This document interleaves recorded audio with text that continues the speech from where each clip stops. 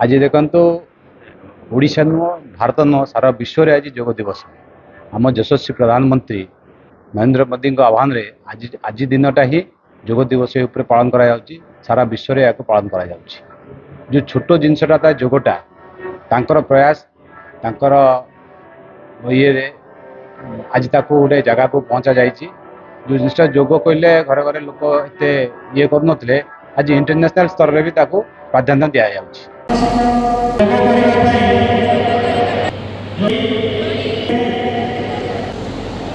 सारा विश्व में आम अंतर्जातीय योग दिवस पालन करुचे।